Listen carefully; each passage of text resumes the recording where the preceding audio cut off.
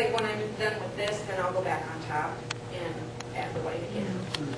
But I have to let this dry, and I'll do another quick coat just because it's so translucent right now. You can see so much of the light shining through. But I'll show you what it looks like on the other side. Wow. So you can see that you can see the same on the other side. I mean, it's not exactly the same, but. So I just find it sense, you know, that's it's where the light's shining and what looks best, which side looks best.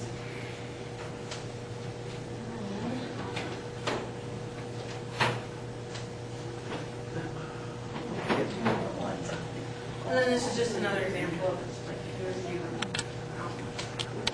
some flowers or something. You know, how I would start about.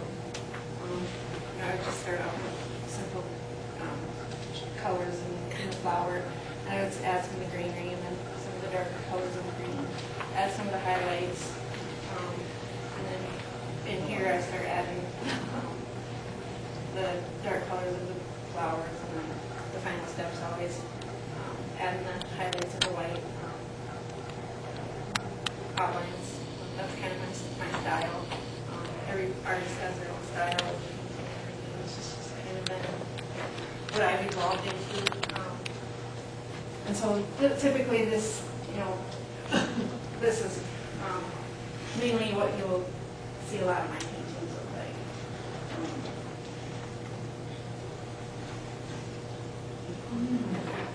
At the end of the day or night, I'm going to give this away, so we're going to sign your names on a piece of paper, draw it over the hat, whatever, and that will be given away. But it's fun to do it double-sided.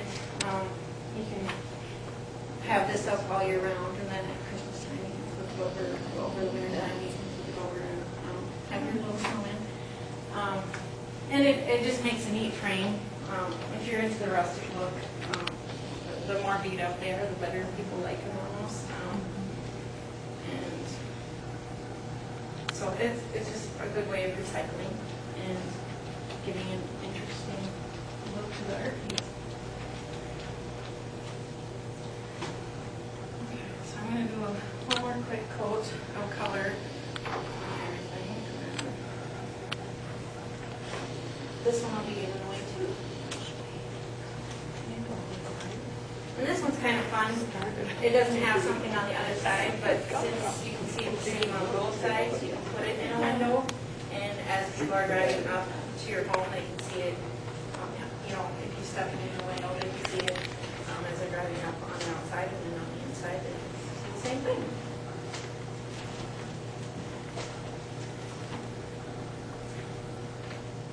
Are there any particular artists that you favor or that inspire you?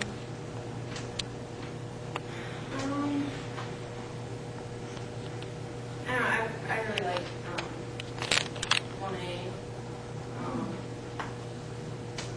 It's got a lot of texture. I like a lot of texture. But I guess I've never really, I don't know, I've just kind of mostly done my own thing. I definitely know a piece, you know, that I like when I see it, but you know, it isn't necessarily always the same type of artist. A lot of times, a piece of art is, you know, how it makes you feel, and what it puts you in, as to whether I like it or not. Colors, a lot of times the colors will determine whether I like it.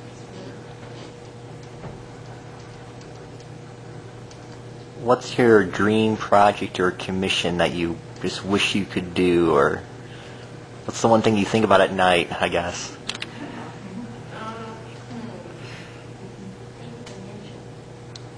I don't know. I think it'd be fun to go to some of those big state, you know, because I've heard of people that have spent months, you know, at some of these rich famous people's houses doing all kinds of really intricate murals and stuff. I think it'd be fun just once to do something like that. But I don't know, I kind of like my small little projects, the kids' rooms, just because the smile on that little kid's face when they, see their room after I finish it is just the most wonderful feeling in the whole world. And that's probably why my favorite thing to do is kids' rooms. But I wouldn't mind tackling a big project like that just once. But sometimes some of those people are hard, it's nerve-wracking because you don't. They might be harder to please, than the kids are so easy to please. And this is emotionally draining when you do projects like this. Because it's not like my normal job where I just go to work and come home. It's something that you have to prepare for mentally. And so by the time it's done, you're just really drained. I recently had a friend that's been helping me because I've been laid up with a fractured ankle, and it's hilarious. She's starting to see what I go through because at the end of the day, we talk through the whole time we're painting. At the end of the day, neither one of us talk on the ride home. Because it's just, we're just so draining. And she's like, do you notice when none of us talk, neither one of us talk on the way home? I said, see? It's draining, isn't it? Have you ever used just the primary colors? I don't know. I have, but probably more so in the beginning of my painting career. And I don't know, but I like to use colors that you mix with other colors. My favorite colors, the mustards, those are all colors that you mix with other colors in order to. They're just more interesting to me.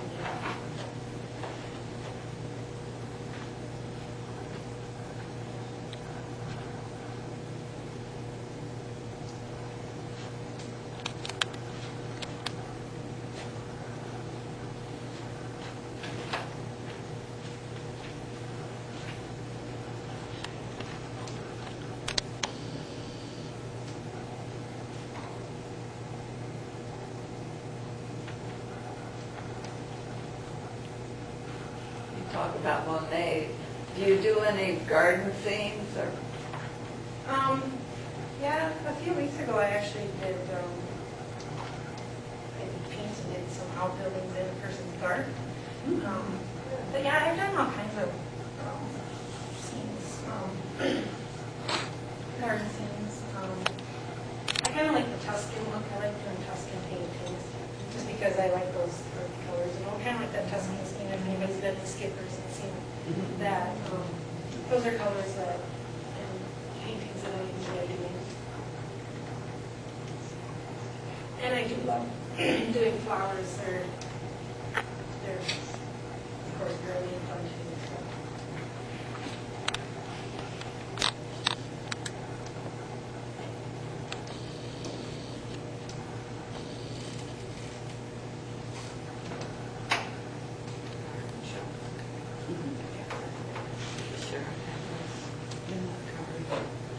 And my paint tray is just a cake pan holder, or a cake pan cover. It's an expensive thing.